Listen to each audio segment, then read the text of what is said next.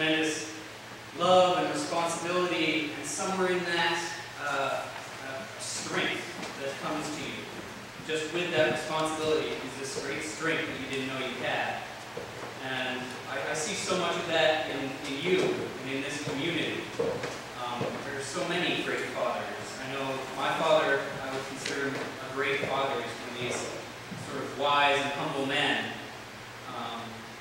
Not always the most competent at a lot of things,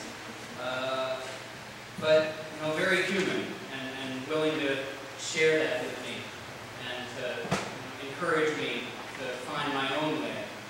I think of fathers not so much as someone who you're supposed to march behind and listen to and do their thing, but more like true north. Sort of someone by which you can chart your path and find yourself. And there are so many of these wonderful fathers that I meet. But being a father is complex, and I've met fathers who just don't measure up. And I've even met some fathers who are downright monsters. People who've nearly given up their own humanity. And it baffles me when I see people who can be given this gift of this love and strength and then give it up. And it's one of those things that tears me apart when I come to God with my lament on that. Is how do I understand being a father? I mean, God the Father. What is this nature of father that you're trying to impart to me?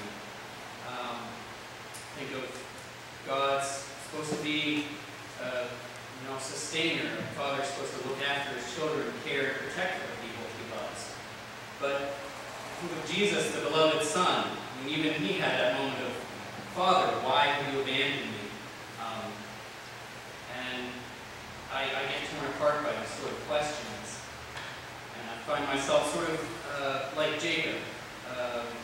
Jacob was on one bank of the Jordan with his family on the other. He's waiting for disaster.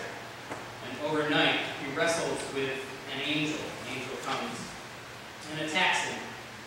And Jacob won't let go of this, and he's holding on to this angel.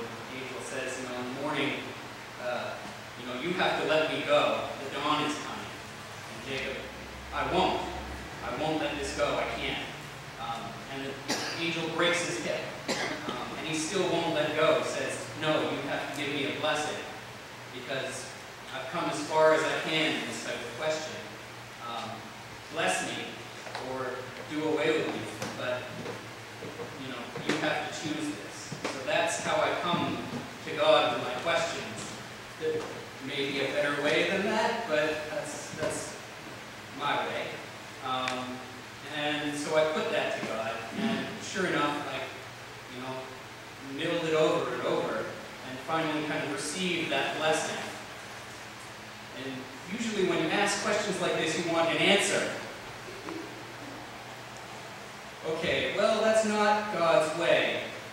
The blessing I received comes more in the form of a mission.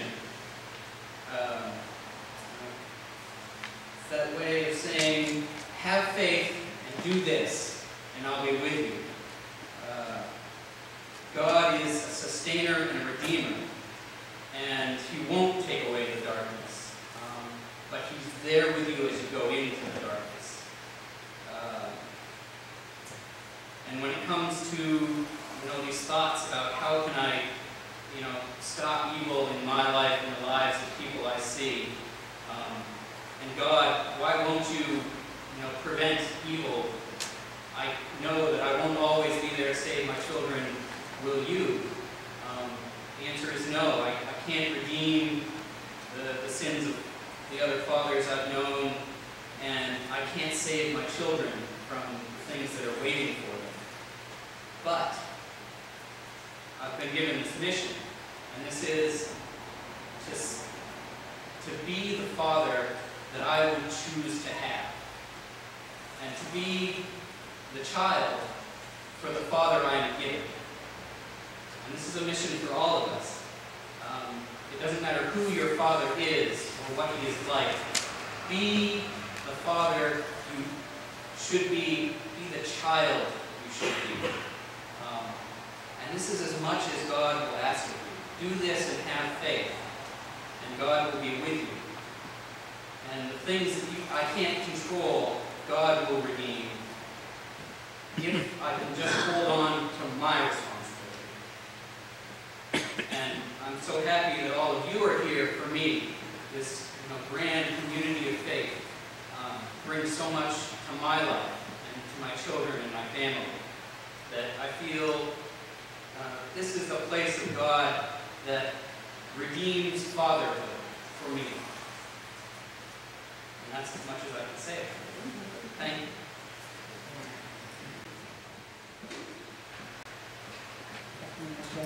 I'm going to sing a song about a father's love throughout a girl's life. This was originally done by Don White. He never wrote it, There's a little girl, this pretty girl, she's about 5 years old. And she is waiting at the gate for her dad to come home. He pulls around the corner in a shiny white car. She feels the magic light up in her heart. And he picks her up and he holds her. He says he missed her and he's glad that she's here. And as the child lays her head on his shoulder, she whispers these words in his ear. Daddy, I know exactly what love is. Love is real simple and true. Love is this feeling my heart gets when I'm being held close by you. Now she is 20 and there's plenty of love everywhere. She's getting married, so her family and her friends are all there. We gathered this morning to stand by her side as she waves goodbye to this time in her life. And we each take a moment to hold her and to tell her what she needs to learn. And in a world that seems to keep getting colder, she's been blessed with more family and friends. She says, I know exactly what love is. Love is real simple and true. Love is this feeling my heart gets when I'm being held close by you. Now she is older and no one told her it got crazy like this. They're going to night school, working jobs too, and they're raising 3 kids. The little one is crying with the bruise on his knee. He needs attention and he needs sympathy. And when the child lays his head on her shoulder, she knows exactly why they work so hard. She says, I know exactly what love is. Love is real simple and true. Love is this feeling my heart gets when I'm being held close by you. Now they are 60 and their history spans 40 odd years. They have barely